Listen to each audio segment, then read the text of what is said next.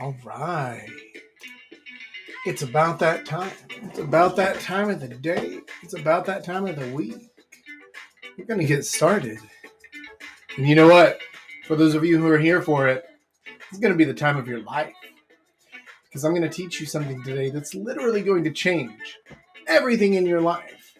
But we'll give everybody a few seconds to get in here, get joined in. Simba, do you want to come up here? You want to come say hi? You want to come say hi to the boys? Come here. Come here. Oh, yeah. Good boy. Okay. Simba, say hi. Say hi, Simba. All right. Good. Now. All right. Oh, look at that. Oh, Simba, Uncle Coot says hi. All right, good. So we've given everybody a couple of seconds to get in here and get joined in. And good on you guys. For those of you who are here, who are on time, ready to go, ready to change everything about not just your life, but your entire reality. Simba, tell them. Change it all. All right. But if you want to truly enjoy this lesson, if you want to enjoy everything about this video, if you want to reach the height of humanity, the culmination of all of civilization, what you need to do is you need to find yourself something to drink. It could be anything you like. Personally, I have a nice cup of coffee. And join me now as we come together to clink our glasses in a Cheers with Chaps. Cheers. Did I show you this? Some of you might be wondering what this is about. You're going to have to stick around for a little bit in the lesson, and you'll find out later, I promise. This is not something that I'm going to forget. Now, let's go ahead and jump into today's lesson. So today, I'm going to teach you how to literally bend reality to your will, to completely reshape and change how you experience life.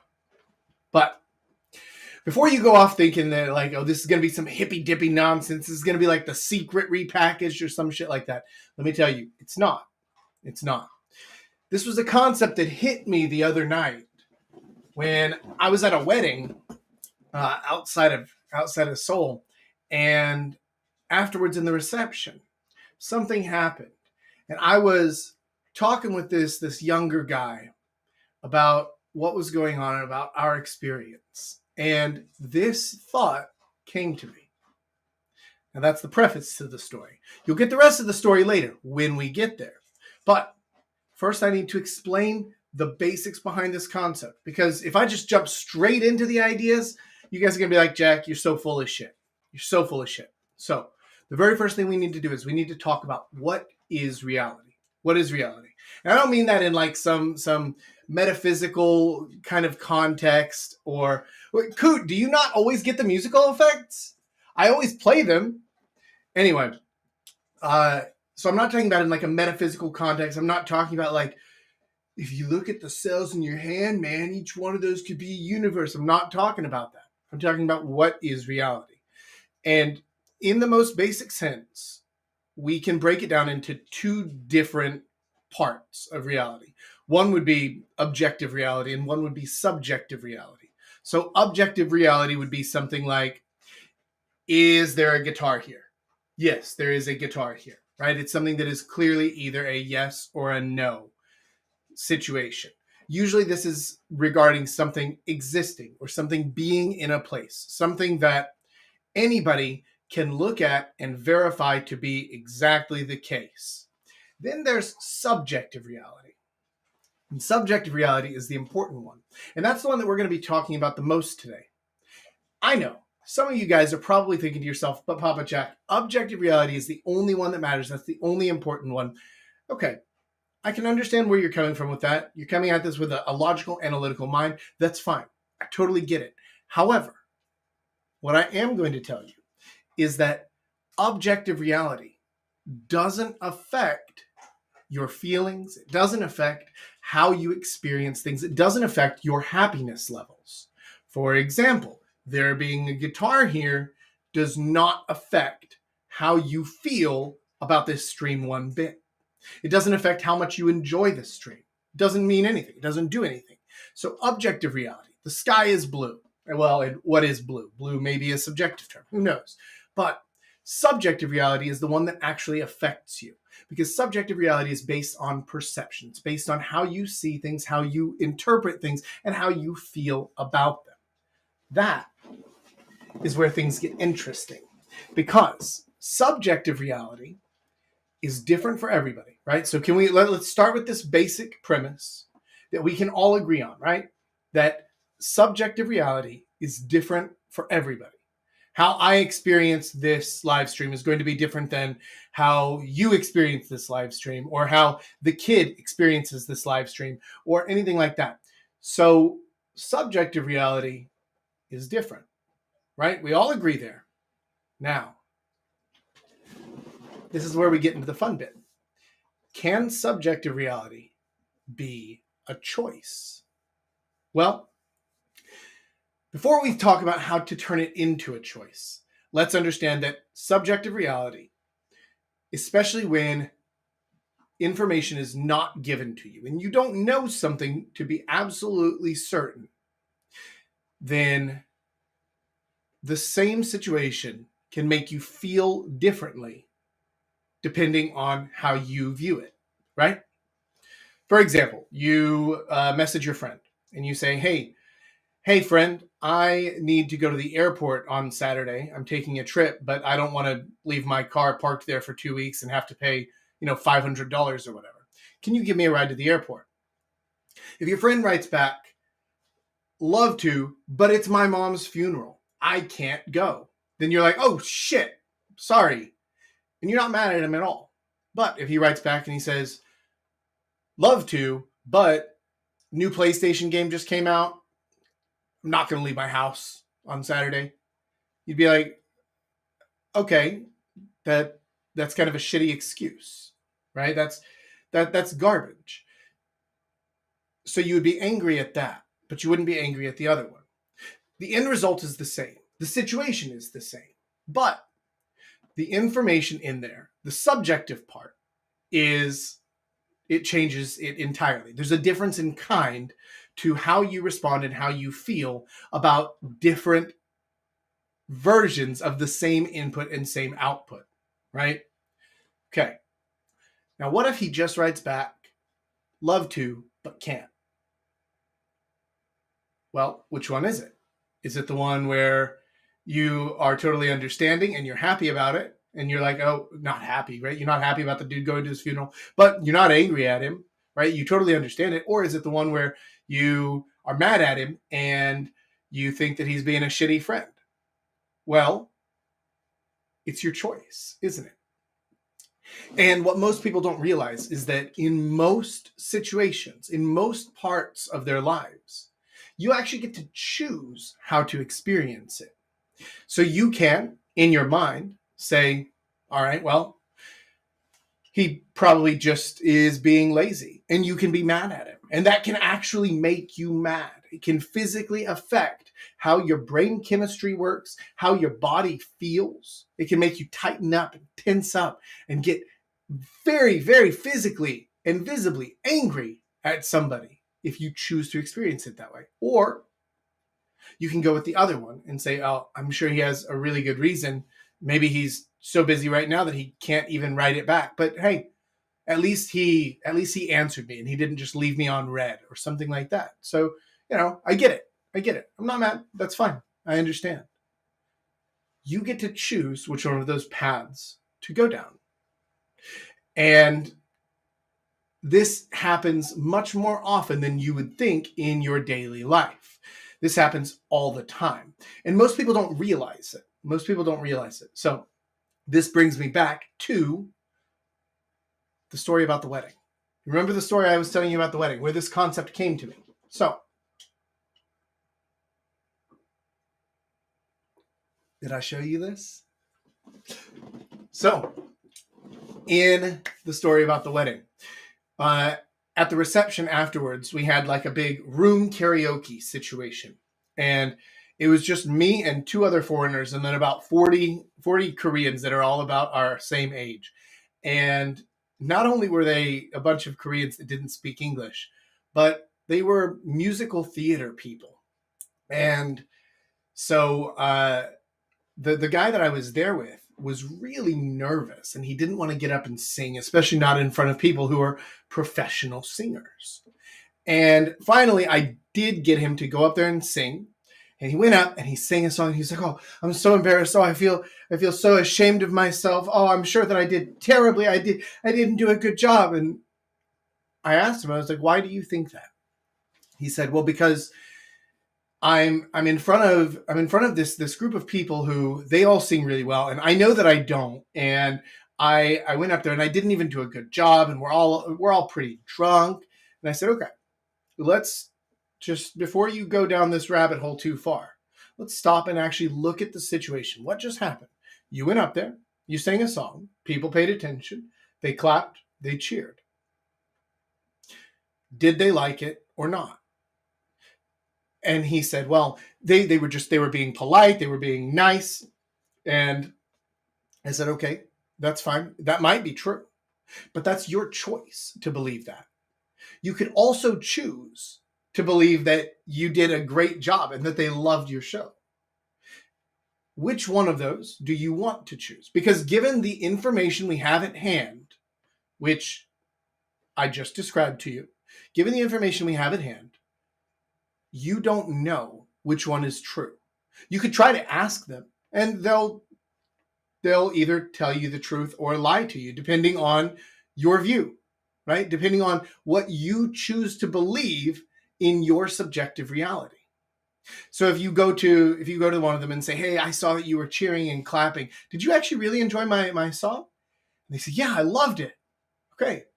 Are they telling you the truth, or are they lying to you to be polite, to save your feelings? There's no way to know. So it's your choice. It's your choice which one of those you get to experience. Why does this matter? This matters because if we're being entirely honest, the whole, well, I don't want to say purpose of life, because that gets a little bit too far down, too deep into things that I don't really want to go that far. But one of the most important metrics to how good your life is how happy your life makes you. So are you happy in your life? Do the things that happen in your life make you happy? Do the situations in your life make you happy? If so, it seems like you're doing something right. Given that, and then when you add on top of it that you get to choose how to experience most subjective experiences, you can literally 10x the happiness in your life with the flip of a switch in your mind. When you realize, when you accept the fact that you can choose what to do, what to see, what to feel about any situation, you can actually decide in your mind whether you like this version of reality or not. A lot of people talk about frame, and this is a deeper part beyond frame, but the basic frame here is that you understand that reality is a choice, that feelings are a choice, that how you view, perceive, and accept or don't accept different aspects of reality is always a choice. If you don't believe me, try it for yourself. Try it for yourself in some situation where you feel a certain way about a situation. See if you can reframe that situation in your mind in a way that makes you happier or that helps you enjoy the situation more. Because I bet you can. In fact, I know you can. This is a thing that people can do. Some people might say, "Well, Jack, then you're lying to yourself, or you're making excuses." So in the case of like the wedding story, you're just telling him to lie to himself. No. Or in the case of the friend taking you to the airport, "Oh, you're just making excuses for him." No. Let me explain. You're not lying to yourself if you choose how to experience something. So remember, his first inclination was to view things in that negative light. That doesn't necessarily mean that it's the true version. Is there such a thing as a true version? Not really, right? Not in any way that we would be able to pinpoint, that we would be able to quantify, that we would even be able to actually find out, even if we stopped and, FBI questioned every single one of the people who saw that performance, we would never know for sure what the actual truth of the situation was. And it most likely is probably mixed, meaning that some people in there weren't paying any attention because they were chatting up the bridesmaids or whatever. And some people were really into it. And some people watched it and didn't like it. So what's the answer? Did the crowd like it or not? There's no objective truth. There's no one definite truth. So is it lying to yourself to pick the one that you like better? Of course not. Of course not. You get to choose how you feel about it and how you experience it. Because nobody can tell you that your feeling is wrong. Nobody can tell you that your feeling is a lie. But you get to choose it. Right? Do you see where the magic in this happens? Because you're not lying to yourself. You're not doing anything untrue. You're just choosing what to do with it. Now, in the case of the airport friend, you could say, oh, you're just making excuses for him. No, you're not. You're not making any excuses for him. I mean, regardless of the situation, where the input and the output are the same, even in the example of it's his mother's funeral, you might feel bad about it, but you would still devalue your friendship just a little bit because he didn't do the thing that you asked. It's a thing that would happen unconsciously, right? Subconsciously is more appropriate. It's something that would happen so subconsciously and so subtly that you wouldn't even know it. But next time that you needed a ride to the airport, you probably wouldn't message him. You might even think about it. And then you might say to yourself, oh, shit. If I message him, then I'll just remind him about his mom's funeral. And that's no good. So I'm just not going to message him. Output is still the same. You're still not going to trust him to actually come through for you on something that you need. Same thing for the guy who chose to just sit around and play PlayStation all day, right? You say, okay, well, we're still friends. I might be mad at you, but I'm not going to call you next time that I need something. The same still applies. You still won't call the guy the next time you need something, even though all that he said was love to, sorry, can't. Okay, now you get to choose how to feel about it. The end result is still the same. You're still not getting a ride to the airport from him, and you're still not going to call him next time that you need an airport or next time you need a ride to the airport. I don't think that you're ever going to need an airport, but the end result is the same. All you're choosing is how you interpret it and how you feel about the situation. And that can make all the difference in your day. It can make a massive difference. And when you realize that this is a thing that you can do all the time, that you can consciously change the way that you view, that you perceive, that you feel about reality and about the world around you and about your life, you'll realize that it's a superpower. And it's not just any old superpower. It's the most powerful thing you can possibly do in your life to enhance your life, to experience a better life, to be happier in life. Hey, the kid, did I show you this?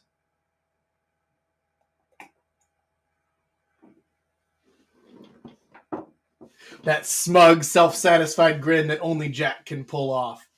So in this instance, right now, the kid can choose how he feels about that. If he wants, he can think oh, Jack must be mad at me for something. Oh no, what did I do? And then get anxious and run down his rabbit hole. Or he could say, Jack, that's a funny ass mug. I like that, man. Where'd you get that? Same input, different choice significantly affects his happiness. Now I realize that this is a channel. This is a live stream series specifically about dating and meeting women. So does this apply to that? Fuck yes, it does. Of course it does. This applies to everything in your life. And in no place is it more notable than in dating. Let's say you go up and you approach a girl. You see a cute girl in the coffee shop and you go up to her and you say, hey, and before you can even finish your sentence, she says, nope, sorry. Okay. You've been shot down before you could even get your name out. How do you feel about it? Your initial reaction was probably, well, of course, I feel bad. I feel like shit. Why? Remember what we said. That's a choice. That's your subjective reality. Because the first place that your mind went was, oh, I'm too ugly. Oh, I'm not dressed nice enough. Oh, I said the wrong thing. I had the wrong body language, or I had this, that, whatever. Maybe you did. I'm not making excuses for you. But I am saying you get to choose how to view it. So your mind first went to the negative place and it made you feel like shit, right? What if instead it went somewhere else? What if instead you thought to yourself, oh man, she must be really busy. She can't even listen to a 3-word sentence. She is just swamped. She's got too much to do. Maybe she's studying. So she's reading a book. Maybe she's studying because her exam is in 30 minutes or something. I don't know. There's no way for me to know. So I get to choose. I get to rewrite the story in my head. I get to change the movie that I'm watching, the life that I'm experiencing in my head by my choice, in the way that pleases me the most. How powerful is that? Because then, whenever you reframe it like that in your head, it's very easy to say, oh, sorry, I didn't mean to bother you, walk away, and you still feel good. You still feel happy. In fact, you're ready to go and approach someone else instead. Okay. Now let's keep it going. 5 minutes later, you've kind of recuperated. You've had a nice sip of coffee. And you see another cute girl sitting on the other side of the cafe. You decide to go up and approach her. You hit it off well. You sit down, you start talking. You're joking, you're flirting, having a good time. And then girl number 1 comes over. And she says, hey, just so you know, this guy tried to hit on me earlier too. He probably just comes to this cafe all the time to hit on all the girls. Okay. How do you feel? I mean, I've kind of set you up for this, right? So you know not to get angry, not to get defensive. Because that's not what's happening here, is it? She's not mad at me. She's not trying to make me feel bad. She's jealous. She's jealous that now that she sees that I'm cool and I'm having fun and I'm talking to someone else and we're having a good time, she wants that too. That's the difference in the reframe. Either I feel like shit because, oh, I've been caught. Caught doing what? So what, man?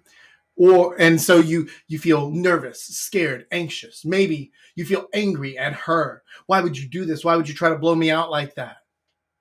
Or you feel like the king because she lost her chance. She realizes, oh no, I just missed the golden opportunity to meet the man of my dreams. And then here he is talking to some other girl.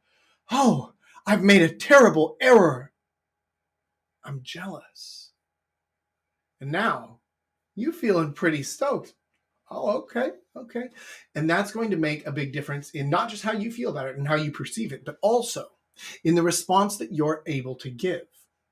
Because this is one of the reasons why whenever guys just try to learn lines or they just try to learn, what do I say in this situation?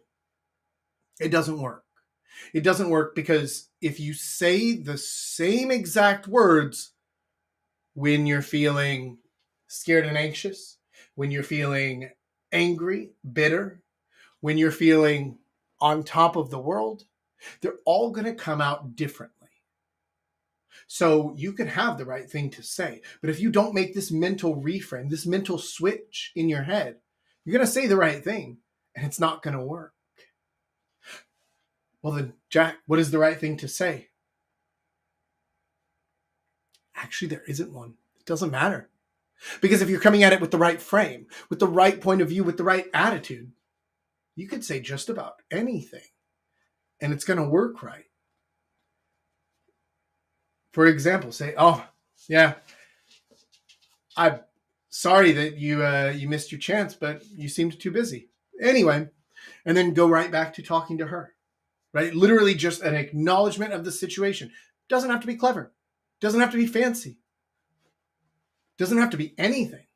But if it's coming from the right place, from the right attitude, the right mindset, it's going to shock her. Why isn't he angry? Why isn't he scared? Why isn't he nervous?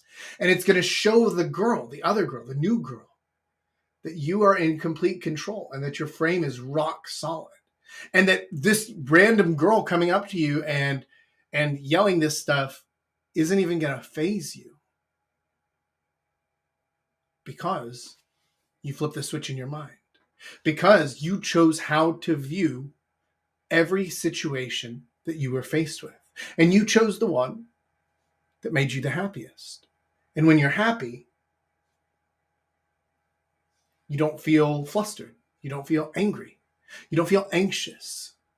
When you're happy, you feel in control. You look in control. And people follow someone who is in control. Does that make sense? So, given the choice, in any situation that you experience in life, you can always choose. Not given the choice, you have the choice. Most people just don't realize that they have the choice. But you have the choice of how to view, how to experience, how to feel every situation in your life. Anything that matters. Because remember, objective reality doesn't matter. Objective reality doesn't change your feelings. It doesn't change how you experience the world around you. It is just something that is or isn't. Or maybe it is. I don't know. Because even the things that we know to be objective reality, when you get down far enough down the path, we can't prove them anymore. So a lot of things we just accept at face value as, oh, well, that's just a thing that is. Maybe. But it's not going to affect your life one bit to try to decide whether it is or isn't. That's just basically a waste of your mental energy. The subjective parts, however, the subjective parts do make a big difference because that completely affects how you feel and how you live your life and how you experience it. So realize this. Take this lesson. And here's what I need you to do. At some point today, doesn't matter when, doesn't matter the situation, at some point today, I want you to actively think to yourself, this is making me feel a certain way. Do I like that? If I do, keep it. If I don't, how can I change this in my head so that it makes me happy or makes the situation better or helps me view things in a more positive or helpful way? And I'm not talking about just adding sunshine and rainbows. I'm talking about actually choosing how you view any given situation. Do that one time today, just once. Do a mental reframe. And when you do, you're going to feel a physical difference in your body. You're going to start getting angry or start getting upset about something. And then you're going to think to yourself, wait, what did Jack say? Okay, let me look at this situation. Because it's not something you're going to be able to do instantly the first time you try it.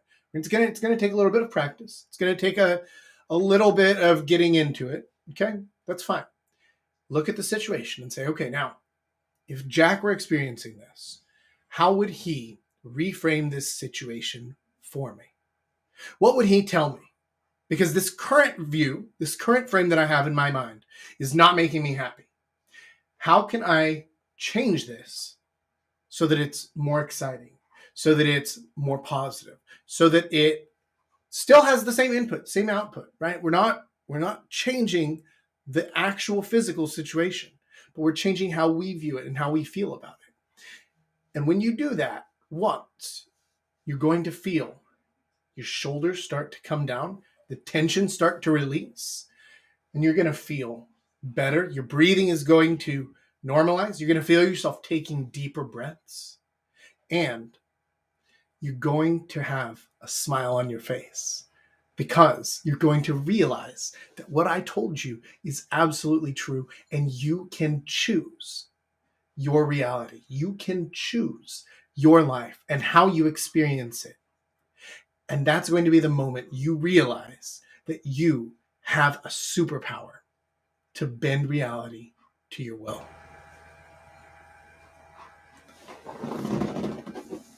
Okay. Real quick. So that's where we're going to go ahead and wrap up this lesson. But before we bring in the Q&A, I just got a quick question directly to the point from Coot. And he asks, do you ever get really upset? Is there something you cannot reframe or shouldn't? Yeah, it happens. I mean, like, I'm up here as a coach who's leading you down the way, but I'm still human. I'm not like the fucking Buddha or Dalai Lama or anything, right? I haven't achieved nirvana or ultimate enlightenment or anything like that. The reality is that I'm just about 2 steps further down the path than you guys. And so, like, I'm leading you along the way, but I'm not to the end yet. These live streams and the different lessons that I do, these are the thoughts that I'm having at the moment. So am I perfect? Am I able to reframe everything on the fly instantly? No, of course not. I still get angry. I get upset about things. I mean, for the last week and a half, I've been trying to get the course set up on the new platform that I told you about before, Coot. And oh my God, I get fucking furious at the platform not doing what I want it to do. Like the like I'm having issues with the layout and like, wait, why is this thing not working? I hit the full screen button and the whole video player just explodes and disappears. Why? What is happening here? Okay. It does make me upset. Can I reframe it? Yeah, of course I can, right? Like, so the place that my brain first goes is, why doesn't any of this work? Why doesn't this thing, why can't it just fucking work? Okay? I'm angry. I'm upset. Also, it doesn't help the situation any. It's just me whinging and moaning and complaining about this, that, or the other thing, right? Okay. Or I can reframe it in my head to like, okay, it's clear that other people are able to make this thing work, which means that it's an end user error. So it's not that the platform is broken. It's that there's something about it I don't understand. This is a good opportunity for me to learn something. Or I could reframe it to, you know what? No. Each one of these extra challenges along the way is what makes the reward so much sweeter in the end. This is absolutely worth it. In fact, I want to buckle down and I want to learn how to fix this thing now because I'm going to feel better for it. And now instead of complaining and whinging and moaning, I can change it into, okay, how can I turn this into what will eventually be a positive experience? Or how can I use this to motivate me? So do I get really upset? Yes, of course. Are there some things that you cannot reframe or shouldn't? I can't think of anything off the top of my head. I can't think of anything. Because even something that is just, that somebody would call objectively bad can still be used in a positive way. So, for example, Smoking cigarettes is objectively bad, terrible for your health. Also, though, silver lining, a great place to pick up easy women. Smoking section of any bar, club, street, restaurant, whatever, right? Like the place where people are smoking, you have a captive audience for 3 to 5 minutes, and you already have something in common, and you have the easiest possible opener line ever, which is, can I offer you a light? Or, hey, can I borrow a light? Okay. So even though it's objectively bad in many ways, it's also got its good sides too. So is it unhealthy to use that reframe as an excuse to not stop smoking? Yeah, right. Like, sure, you can see the good and bad sides of any of this stuff. But can you? Yeah. Should you? That's up to you, right? That's up to your situation and where you are in your life, what it is you're trying to do, what your goals are.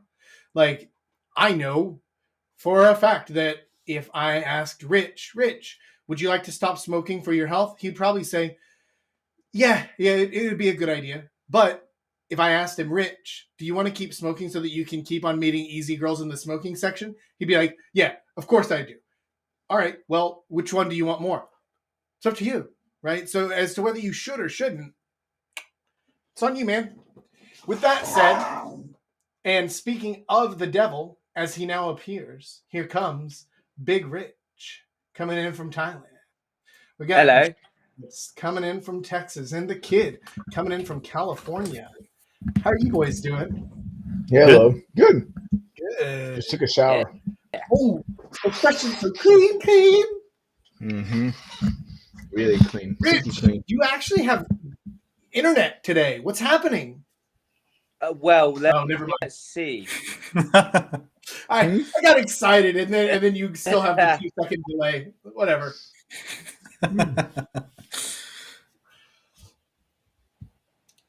Guys, y'all just missed literally the best lesson I have ever taught. The most important thing I have ever taught anyone in this community. And I think, well, just based on the engagement in the comments, the only one who was actually here and paying attention for the whole thing was Coot. So Coot, congratulations. You just got literally the best thing that I have ever taught anybody. The most powerful thing. Let's jump into the Q&A. Okay. So we have a lot of questions from the community today. We have like 4 questions. Do we want to start there, or do you want to go touch this topic a little bit? Let's touch this topic real quick, and then we can get into those. Okay. Rich. So when it comes to like this topic, right, in particular, and when we're thinking of like reframing, right? So my question is, it's clear, obvious, right? It's like, okay, reframing to, turn something into a negative, into a positive, right? Can lead to better outcomes, in approaching or just in life in general, right? Yeah. But when it comes to reframing something maybe to like motivate you to change something, right? Of like, if let's say you're trying to lose weight and you convince yourself, that you need to lose weight for whatever reason, right? Do you ever use reframing to paint a negative to motivate you to make a change you need to? Yeah, absolutely can. I mean, it like that comes down to personal choice and what works for you. And different things can work in different situations. So if you want to lose weight, then what is going to work better for you? Are you more focused on the, I want to lose weight so this thing doesn't happen, or I want to lose weight so this thing does happen? Because both of those are equally effective, just in different situations, right? I want to lose weight so that girls will respond better to me. Okay, that works well. I want to lose weight so that I don't get diabetes and have to get my fucking foot cut off or whatever, right? Like, also a very powerful motivator, right? They're both fine, but one of them might work better for one person and the other for someone else. Okay, nice. And then one other question when it comes to the reframing, right? I was taking a shower, so I missed the first 10 minutes, so maybe you did cover it. But Yeah, me too. what was kind of the origin story behind that philosophy, if you didn't go into it? Like, how did you discover it? Or did you go over that? I did. In fact, Okay. I told the story about last weekend when I was at the out-of-town wedding. So, as a quick recap for you lazy bums who are tardy, at the wedding, at the reception afterwards, Bento, go away, leave Simba alone. At the reception afterwards, it was a big. They basically rented out a bar and turned it into a big noreban, big karaoke room, and it was me and two other foreign dudes that were there, and then about 40 Koreans who were all about my age, 30s ish, and Bento, all right, come here, Simba, come.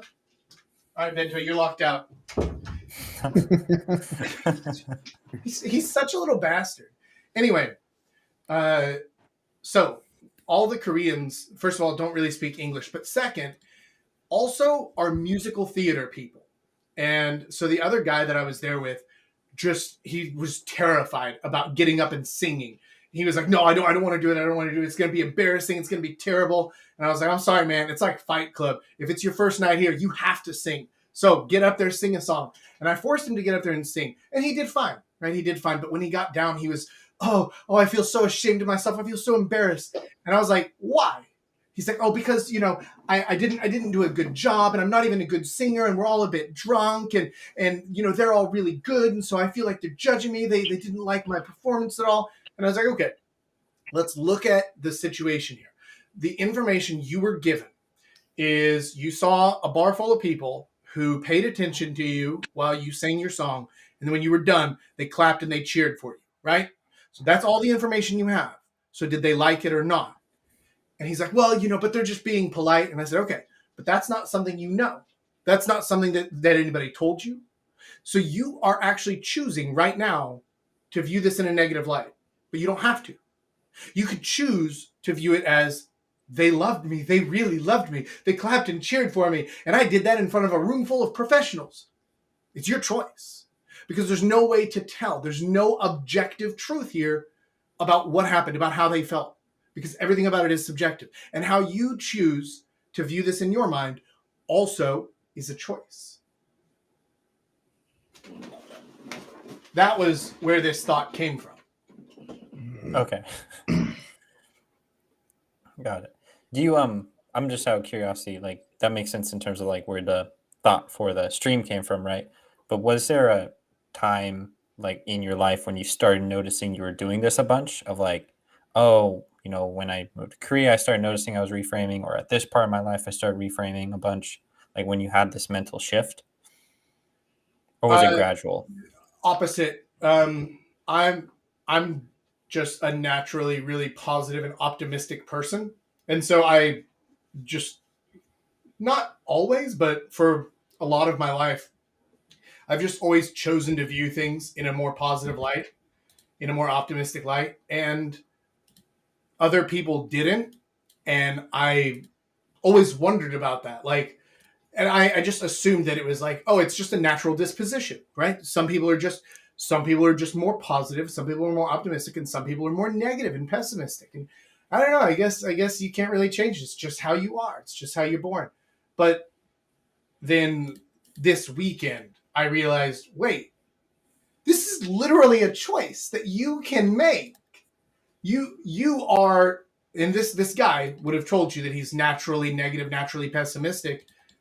Okay, but the information that we're given is exactly the same, and I'm choosing to view it this way, and you're choosing to view it that way. Neither of them is correct, but one makes you happy and one doesn't. So why would you choose that? Right? Given that situation. Rich, are you okay? Are you just showing us your smoke detector? No, I was just having a cup of tea. Okay. You can't hear me still, right? No.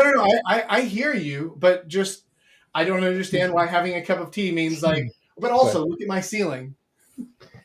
The phone in my hand, and it's irritating. So you've got your phone in your hand and your tea in the same hand. So whenever you turn it, we look at the ceiling. Well, I'm lying down on a couch, so if I want to grab my tea, I have to wood. Hey, Rich, did I show you this? I think the screen's reversed. I can't read it. It says, "Did I show you this?" Oh, fuck's sake. Yeah. So yeah, Coot says this guy still lets his ego control him. If there was a second best, yes, kill your ego. Absolutely.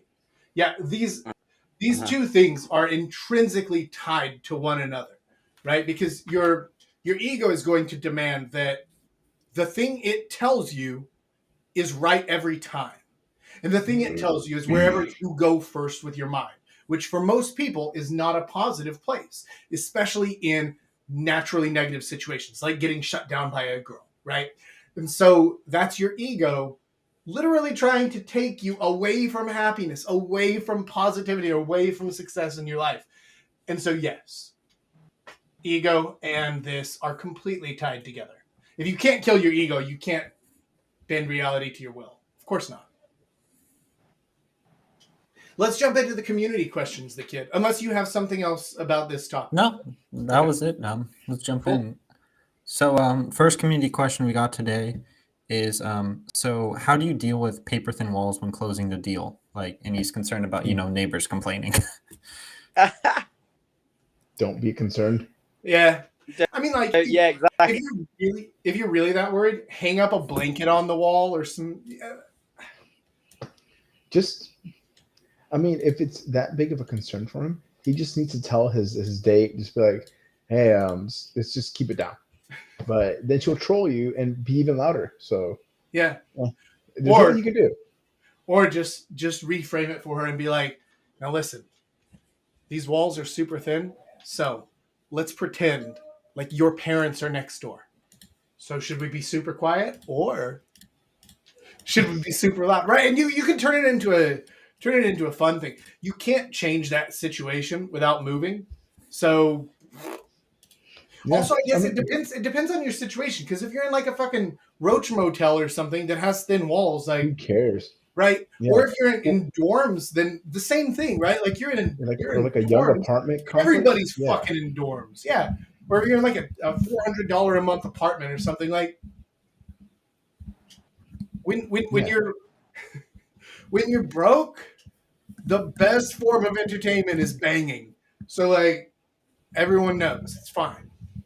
Yeah, it's really not that big of an issue. I think it's more of an insecurity in what people may think of him. But there's a thing here. One, nobody fucking cares. They just go, "Oh, look, that guy's fucking again." Two, if you're afraid of people judging you, most people don't know who lives in that fucking room. Nobody, and they don't care after you're done. So they care while you're fucking. They don't care afterwards. Same shit.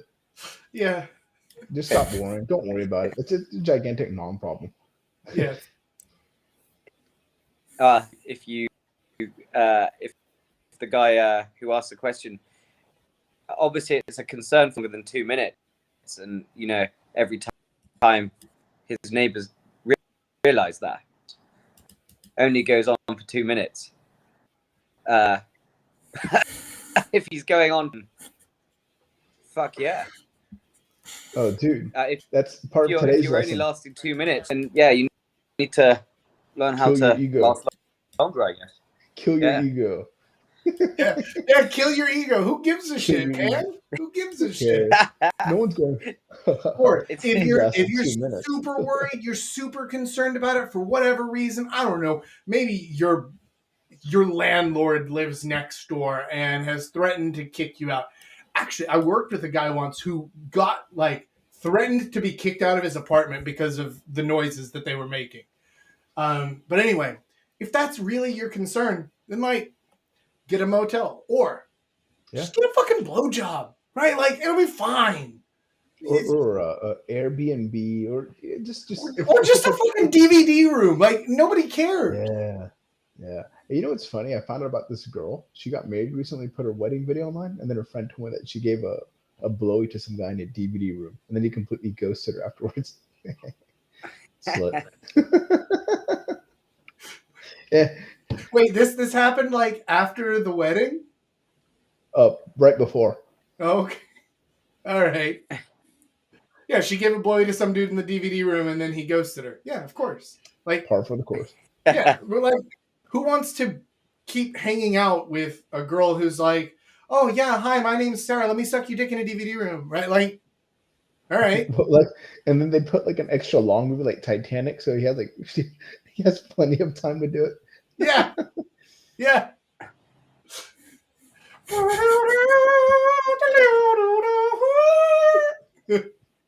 Oh God. Yeah. Anyway, let's go on to the next question.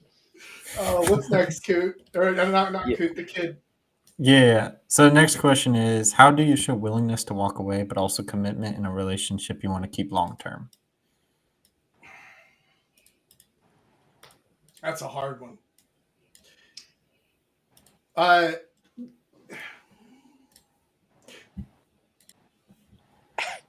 Talking about things and trying to solve problems shows, oh, there's Rich's ceiling again. Talking about things and trying to solve problems shows that you want to stay in the relationship and you want to make it work. But you have a line, right? And so you're willing to walk away if this problem doesn't get solved. I think that's more of just, well, girls aren't going to know about this superpower. They don't know how to alter your perception and how to change reality. But it's basically going to come down to their perception. And their perception is largely going to be based on your actions mixed with your words. So if you've got a silver tongue, then your actions can be a little bit faltering. Or if you don't, but your actions are rock solid. Like, no, I'm talking to you and I'm trying to fix this thing. So fucking listen to me. Okay, then it shows that you're into it to try and make the relationship work. But also, you're trying to fix things, which means if it doesn't get fixed, I might be out on the way, right? What do you think, Julius? It is a hard question. I love how we go from like an extremely easy one to like an extremely hard one. But I think it's very important to talk things out and be firm about certain boundaries you have in the relationship. I think I've given this one before, and it wasn't exactly walking away. But for example, like when I first started dating my girlfriend, she wasn't an experienced girl. And when, to me, if you're in a relationship, and I think to most people, if you have an agreement and you guys are going to meet, you should honor that. You shouldn't change it at the last minute. She had changed it a few times to go meet her fat friend. I'm sure I told you the story. After she did like the second or third time, I sat her down. I was like, hey, like, I know you're kind of new to all this and whatever, but if we have an agreement, if we have a plan, stick to it. I don't like being blown off at the last minute because, this girl's crying again. And I had to be very firm about it. She wasn't very happy about it, but, she never made that mistake again. I think like if you're firm in the boundaries you draw and the rules that are set in a relationship, or even if like she does something to where you show her that you're willing to end things if she commits this mistake again, I'm assuming it's a huge one, then I think it'll make her kind of realize like that you're not there to fuck around. You don't want to be a doormat, or like I said in the chat, a Dudley Do Right, or Mr. Agreeable, because that just opens up a whole new set of problems. Yeah. I assume that Rich is like taking a shit, but having us look at his ceiling, I don't know what's going on there. But Rich has a whole section in his course called Kill Mr. Nice Guy. And that's basically what you have to do, especially in situations like that.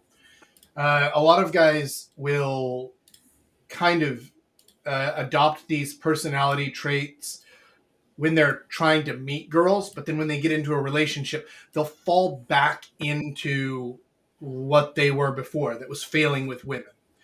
And a lot of times that's actually the cause of the strife, not the problems that people say they have, but it comes down to a problem of you acted one way when we started dating or when we first met, but then when we actually got together and the relationship began, you started acting like a beta chump again, and that's not tenable. That's not an acceptable thing.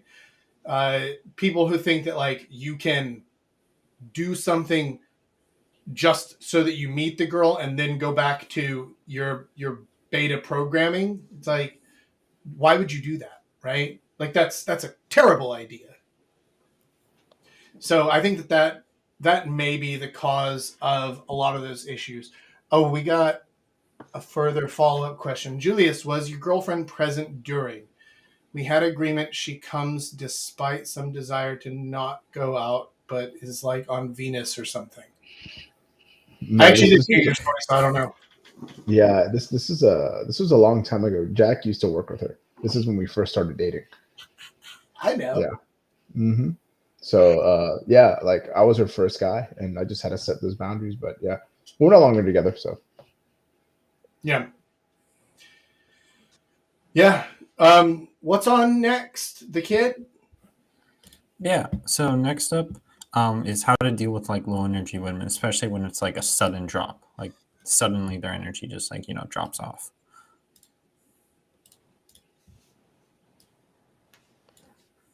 it depends. I mean, is this a serious relationship or is it a fling? If it's a fling, most of the time it just means that the girl is just ready to move on and go on to her next thing or focus on her job or whatever.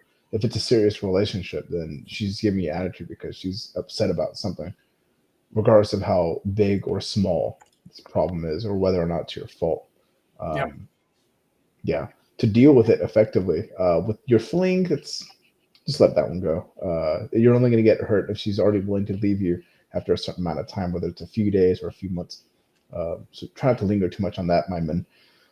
But regarding the other one, you definitely have to kind of play hardball with this because she can't be using you as this thing that's displacing her feelings of frustration and anger and whatever else is going on in her life onto you, especially if it's not your fault. And if it is your fault, the best thing to do is to talk about it and not just be so goddamn distant. It's fucking stupid. So you could play the game with her, or you could get her to meet up with you like an adult and be like, hey, what's going on? Tell me. And talk it out, have it out, and see what's going on. If it's not your fault, tell her not to use it as an emotional punching bag.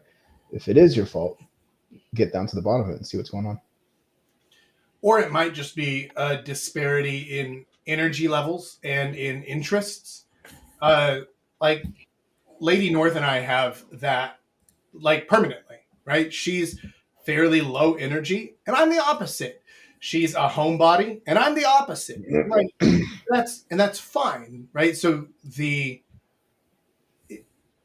it's a mistake to try and negotiate things that make her do something she doesn't want to do, right?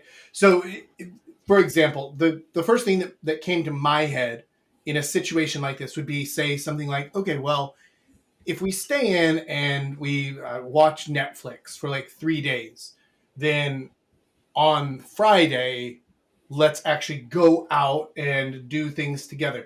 And like, sounds like a good idea. Doesn't work. The reality is that if you bring somebody along to something they don't want to do, and it doesn't match with their interests or with their ability to keep up or with their energy levels or anything like that, then you end up with just a miserable girl dragging you down the whole night and constantly saying, when are we going to go home? When are we going to go home? When are we going to, like, just, it needs to be accepted from the beginning that like, okay, I like to go out and do things, or I'm more high energy. So I'm going to do things to burn off my energy. And then when I'm done with that, then I can come back and we can sit around and do nothing. Like, that's fine. But it just needs to be understood and accepted by both parties. Right? Like, if Lady North tried to tell me, like, Jack, you can't go out anymore, I'd be like, then, like, this conversation is over. Right? There's that, because that's not a negotiable thing. This is just part of my personality, and it's part of the thing that I need. I have a much higher social upkeep than most people do. I need to go out. I need to see people. I need to do things. She doesn't. But that's fine. I'm not going to try and make her go out, but also don't try to make me stay in. So you can come to an agreement like that just we're both okay with it, right? Absolutely. Like, I've heard of guys having situations like, for instance, my brother, where he would play too many video games, right? So instead of talking about it, the girls would just complain about it, and he would just be my brother, and he would just be like, meh, whatever. I'm gonna play with the bros online, whatever. But the better thing to do would have been to talk about, be like, well, hey, this is something I've been doing my entire life. I'm not gonna suddenly stop because you want me to. Yeah, I will play, but I'm still gonna focus on you. So just let me do my fucking thing. Yeah. How about this? If you come over to my house, I'll put the games aside until you fall asleep, and I'll play. And that's why they broke up.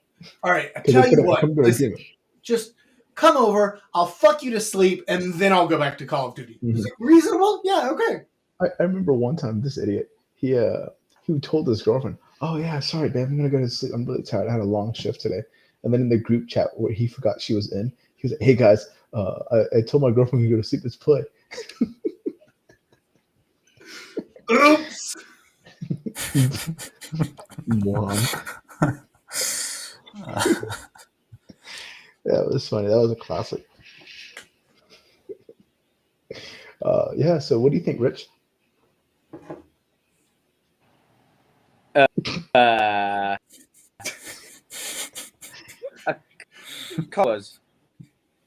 Rich, your contribution today has just been astounding. You've shown us, you've given us a complete tour of your room by the ceiling. You took us with you while you had a shit, I guess. Turned your microphone off, thank you, but didn't bother to turn your video off. Are you okay? Do you need help? Blink twice if you've been kidnapped. Yeah, I've had too much coffee.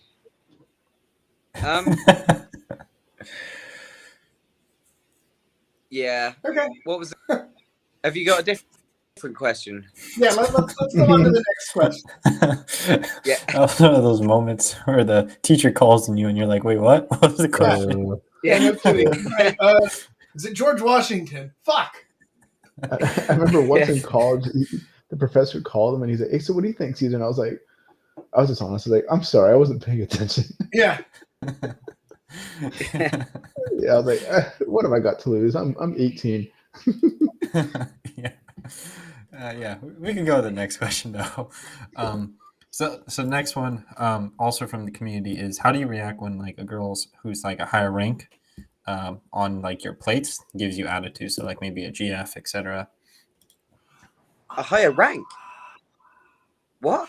I understand. So he's talking about like if you're spinning plates and you've got like your hookups and then your flings and then your short terms and then your girlfriends and then your long terms, right? I kind of understand what he means now. Okay. I mean, like, that doesn't have anything to do with it. What do you do if a girl you're seeing is giving you attitude? Like, I guess it depends on what kind of attitude she's giving you, right? Because if she's just teasing, but she's failing, right? She's just trying to be funny, but like she's not very good at it. Then you can just call her out on it and be like, you know what? I like where your head's at, but I think you need to practice a bit more. Maybe, go to some open mics or something before you bring that shit out here where it matters. And she shouldn't be doing that. It wasn't funny the first time. I don't know why you keep doing it. Like, no one's laughing. Stop. What? To the girl. Yeah. Yeah. be like, what? What is this attitude? Where is it coming from? But no, in all seriousness, I mean, like, go ahead, Rich. Yeah, I mean, attitude only comes if from the very let it happen. If very early on she sees that you're a pushover in your day, you're a layabout, and you're not anything, then of course you're going to be in a relationship with a girl who gives you attitude, because she always sees you just games or doing whatever and then obviously you're going to allow that. But if you who simply doesn't have time for attitude, who's got his schedule, he's busy all the time, and he shuts that attitude bullshit down because he doesn't want a relationship with drama like that. And if a girl exhibits her out, or fucking break up with her immediately.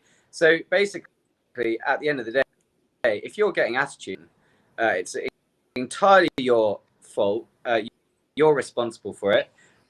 Not be in a relationship with a girl who's sucking your energy out and giving you attitude all the time.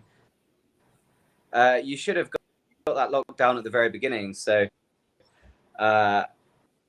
you need to really look at yourself and work out why is this happening.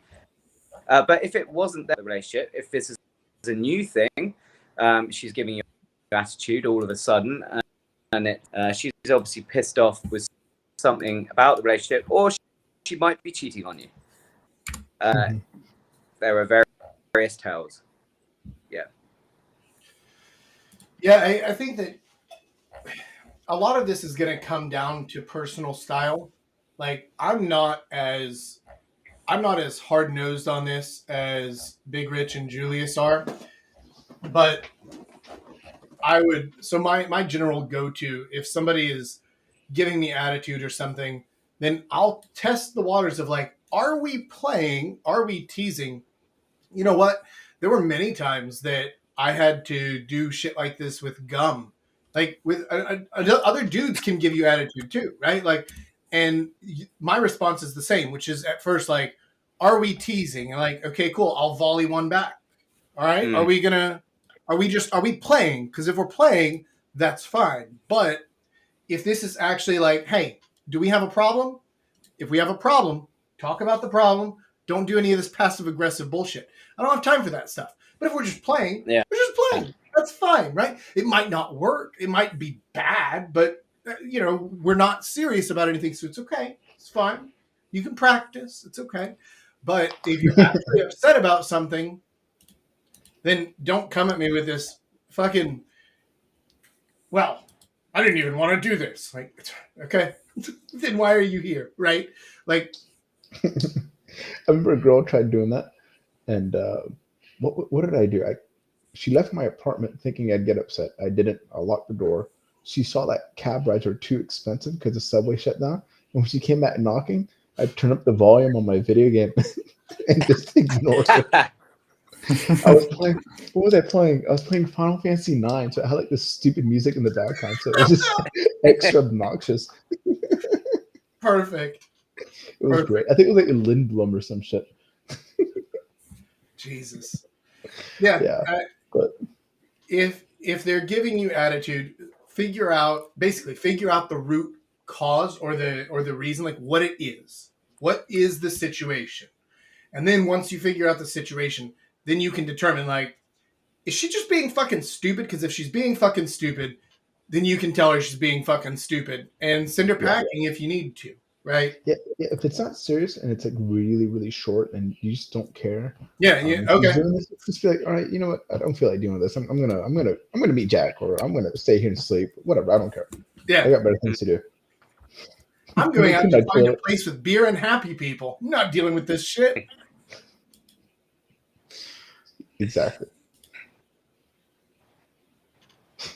Yeah, I think like,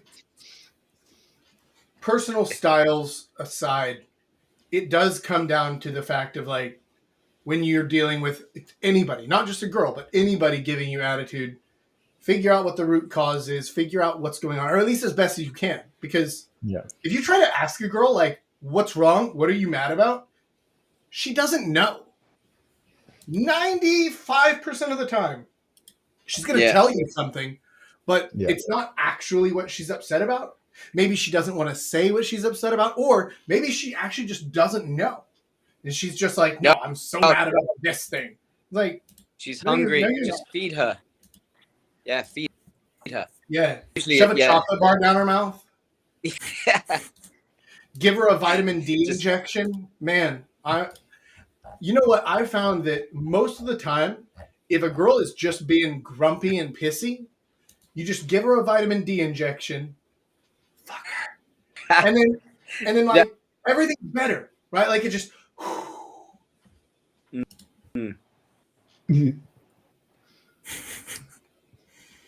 So basically, give her a vitamin D injection, put food at the same time, and yeah, you'll cover all bases. yeah. Basically. Fuck her doggy style while she's eating pizza. Yeah. And you're That's eating the just- other half off her back. Oh my god, I just realized how fat people fuck. Oh, come on. You can't say you've never done that. Like, you've ever had like a chicken break and be like, you know what? I want to eat some of that fried chicken I ordered. A break, yeah, but not like using her back as a plate while you're begging her. Like, I just can't stop. Oh, I think man. I've had a sip of McDonald's good sex, but I didn't reach for a fry. Yeah. Delivered. Oh, Jesus. During it, and then I asked McDonald's delivery driver with a full-on boner, and a bit shocked by that, but yeah, I think then went back to it, if I remember rightly. Oh, Oh, I love these chats. This is so fun. Oh, yeah, of course.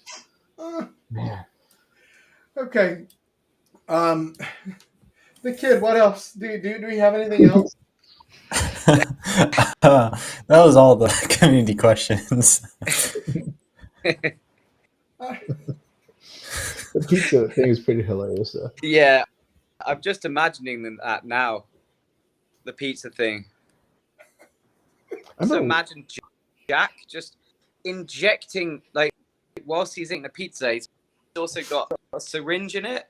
Syringe with vitamin D, and he just smashes it in the ass. And I mean, is that what you meant by injecting vitamin D? Like, vitamin D is your dick. I'm so far. Keep up, Rich. Keep up. A vitamin D injection is. Jeez. Okay. Right. The image in my head was completely different. Yeah. Nurse Jack. Oh man. Oh, this is Okay. I think the dumbest thing I've done was what, like, I remember I got something stuck in my head during sex, and I Googled something on my phone while I was doing it. I was like, if I remember something stupid, like how many knockouts did Mike Tyson have? It, you know?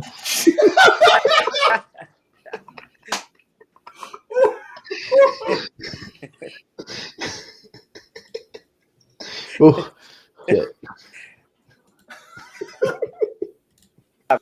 The answer right there and then, I guess. Yeah, I was like, it's satisfying. I'm Now I just can continue. imagining like you're fucking her from behind and you look that up and then you lean over and you whisper in her ear, "Hey, you want to hear something amazing? Mike Tyson got 47 knockouts in his career. Yeah!" What the fuck?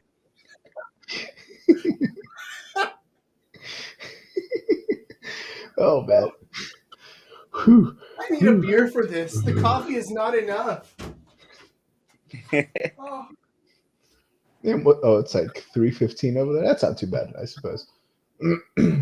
So how's Bangkok, Rich? Oh, it's all right. Yeah, pretty good.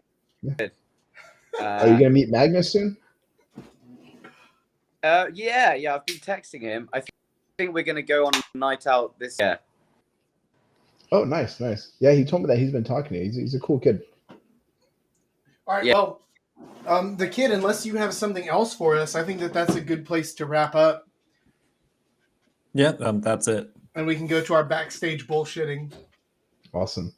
All right. So, gents, thank you for joining today. Thank you for your community questions. I hope that we answered them well.